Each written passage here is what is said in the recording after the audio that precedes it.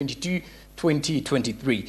Now, as from July to September, net revenue collections were around 5,418.6 billion Ugandan shillings against a target of 5,132.17 billion shillings. That resulted into a 286.44 billion surplus. Now, that surplus does represent a 105.58% improved performance and a revenue increase of 957.8 billion Ugandan shillings. That is 21.47% compared to the same period in the previous financial year from July to September 2021. Now, besides that, as we look at domestic taxes performance as well, the domestic revenue net collections were 3,178.77 billion against a target of 3,043.66 billion Ugandan shillings. Now, as we look closely, the pay as you earn walked away with a collection of 901.13 billion Ugandan shillings. Value-added tax collections were 761.69 billion shillings. Local excise duty walked with 451.76 Ugandan shillings. Then withholding tax walked away with 307.55 billion Ugandan shillings. Corporate tax 114.93 billion Ugandan shillings. Then non-tax revenues walked away with 380.09 billion Ugandan shillings. Then the others walked away with 261.62 billion Ugandan shillings. Now, as we move on further, looking at the other collections, the international trade tax collections, a breakdown now of customs revenue collections. As we see here, value-added tax on imports, 892.1 billion. Then petroleum duty, 685.05 billion. Import duty, 415.24 billion. Searches on imports, 70.82 billion. Excise duty, 68.18 billion. Withholding, 53.33 billion. Then the others is 55.11 billion Ugandan shillings, and that is more courtesy of what the Uganda Revenue Authority's performance review, quarterly performance review, was all about. Now, moving on, we look at the TransAfrica Investment Summit as a way of creating a networking platform to facilitate international and cross-border trade and investment across Africa. The TransAfrica Investment Summit has commenced today with delegates across the continent taking part. Now, the aim of the summit is to achieve the vision of promoting sustainable international development and investment opportunities under the theme exploring the investment opportunities for Africa. This and more as Naima Mutumba reports.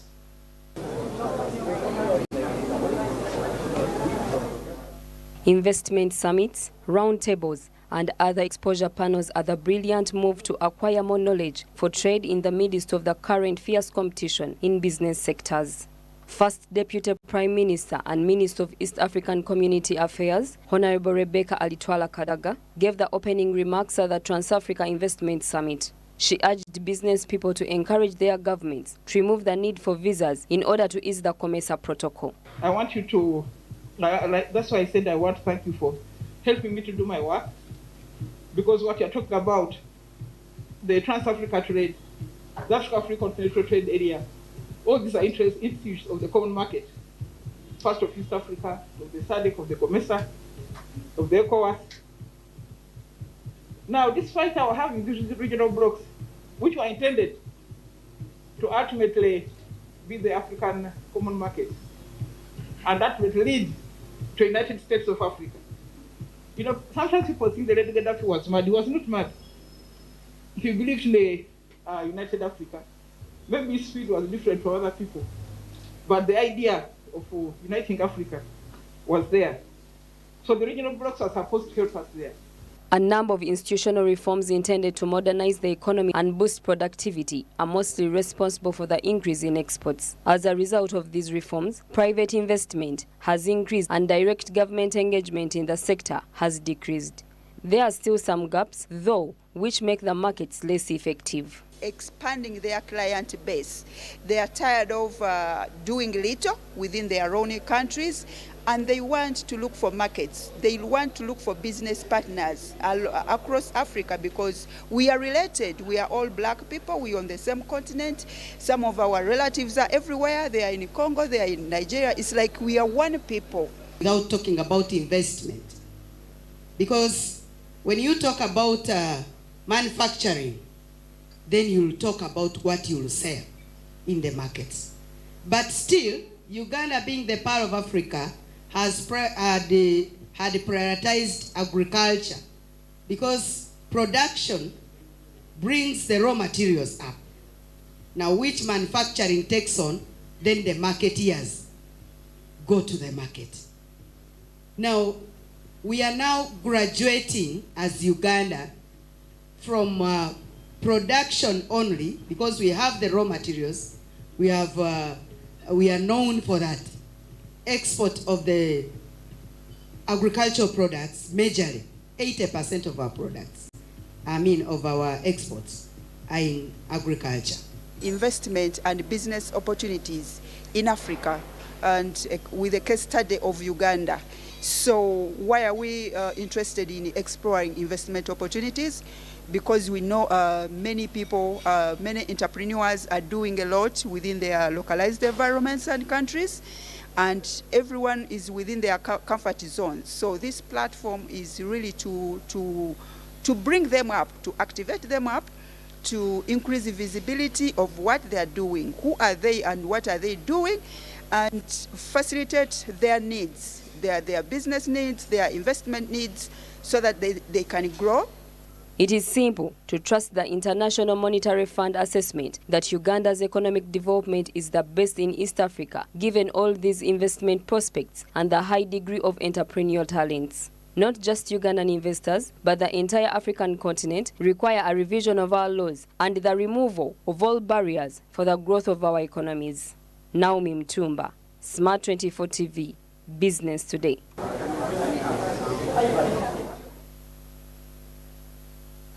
All right, now Ugandans continue to battle with high food costs. As a matter of fact, many traders and those working in the transportation industry are angry that their demands have not been met in the wake of the Ebola outbreak in Mubende as the nation struggles, which led to high costs for basic items. The traders and taxi drivers say that this has had a negative impact on their operations. Naomi Mutumba reports. Due to the Ebola outbreak, the president announced a 21-day lockdown on the Mubende and Kasanda areas earlier this month. This has caused businesses, particularly in Kampala, to drastically fall. Speaking with traders and cab drivers, reveal that this has had a severe influence on their operations, increasing food costs as a result. The majority of traders in agricultural produces depend on Mubende for items like maize, tomatoes, and Irish potatoes, among others. The lockdown that is in Mubende has negatively impacted on our business. First of all, we supply our products to Mubende, the finished products. Like we already supply rice to Mubende, municipality, Mityana, Kasanda, and Bukuya. But the fact that there is a lockdown there, the rate at which they have been buying our products has reduced. First of all, the motorcycles were blocked at first. And there is no way how a villager, the final consumer of our product, could leave the village. Like, there is no how you could leave Kasambia to come to Mubende municipality to buy our rice. And that one negatively impacted our sales. We've been affected too much. The problem, we have no passengers.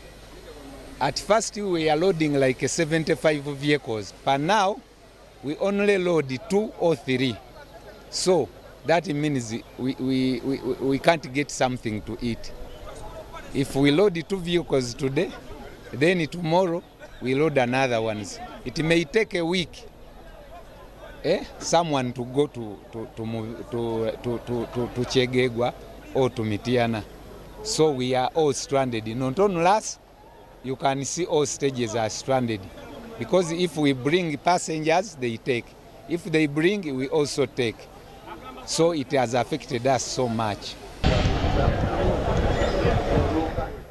Uganda still battles with unprecedented hikes in food prices, which are due to climate change as well as the Ebola outbreak. The monthly inflation as measured by the Consumer Price Index for August indicates an increase of 9% from 7.9% registered in July.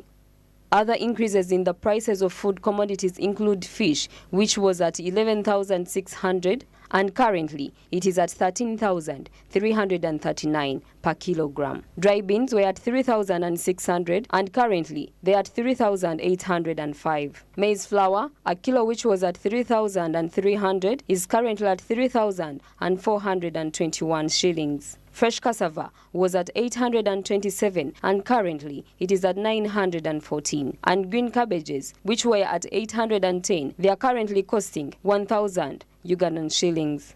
Mubende, I think, is a food basket of Uganda because they grow rice in large quantities. So the fact is that they have brought it.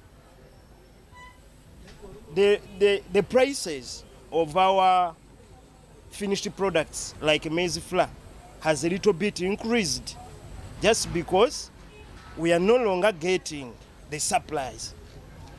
The supply of what? Of maize, the maize grains, as we used to get it before the lockdown. Is effective of fuel price, one. Secondly, which is very important, it is longer drought. It has even affected all East African countries. Even in Kenya, it is worse than here. However, some parts they have rain, some parts there is no rain. Even here in Uganda, there is some parts where there is not enough rain. So that has affected the price, the drought and the fuel. That is the effect of the price in food. Ever since the president imposed the lockdown on Mubende, there has been a decline in businesses, especially within the transport sector. Taxi drivers to Mubende currently load only 2 vehicles compared to 75 vehicles they used to load before the lockdown. But what is the fate of the transport sector? Naomi Mutumba.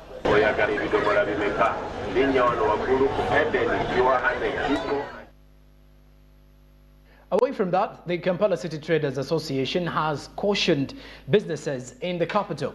Kasita pledged to battle Ebola in order to save the local businesses, among other things.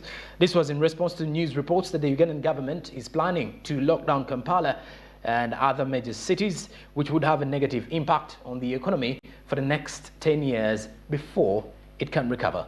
Let's have more of this report. As the Ebola outbreak spreads daily, fear grips business communities, particularly in Kampala. Kasita Uganda has created a dynamic approach to aid Kampala businesses in surviving and avoiding a citywide lockdown. According to Najenda Thaddeus Musoke, the interim chairperson of the Kampala City Traders Association, Uganda's economy is still struggling following the city's lockdown during the COVID-19 pandemic, and the government shouldn't consider locking down residents in Kampala. Additionally, he stated that they are collaborating with government to lead the fight against Ebola in order to prevent a city-wide lockdown. Of our commitment to work together with the government to spearhead the fight against Ebola. The fact is that it's everyone's responsibility to make sure we avoid the spread of Ebola. Given the fact we have been hearing that is a planned lockdown, planned Kampala lockdown and the metropolitan area, we thought it's not appropriate to return to lockdown. That's why we leaders, we decided to make sure we design a vibrant program in support with the government effort to fight the spread of Ebola. We are working with the police and the Ministry of Health and Ministry of Trade, where uncooperative businessmen, their premises will be closed, or shops, because we need to safeguard the majority of Ugandans. So if you are careless, what should be done? So it's a matter of complying, and we need full compliance. Additionally, Isa Sechito, the spokesperson of the Kampala City Traders Association, cautioned individuals who disobeyed the laws and regulations and asked traders to follow the Ministry of Health standards. We are warning traders who are always stubborn. You want money, we all want money, but if you are told that there is a step to be taken, as in sanitization, as in wearing a mask, and also taxi operators, all the people that have run away from medical facilities when they have been confined have used the taxis. Therefore, you must be careful. The patients you are taking, are they masked? What caution do they have that suggests there is a problem in Uganda called Ebola? Our hunters, parents in the villages, please, hunting is good, it provides food, it provides meat. Let us suspend hunting for a time being. Goncha Rehema, a board member of Kampala City Traders Association, lists a few warnings and symptoms of an Ebola suspect. The first 5 signs include increased temperature and sweating in a person. That may show you that you got Ebola. When you get excessive headache, and at times when you become very weak, excessive weakness, you are feeling unable to sit, you're feeling unable to walk, and you want to sleep the whole day, it could be a sign to show you that you got Ebola. Although the economy is still recuperating from the coronavirus outbreak, public health must obviously be the first priority as Uganda battles Ebola. Will Uganda's economy be able to withstand a further shock, such a lockdown in its capital, or it will be buried under the effects of this shock? Andrew Barije, Samuel Chirimunda, Smart 24, Business Today. All right, stick around with us as Business Today does go in for a commercial break, but we do return with more from your daily report.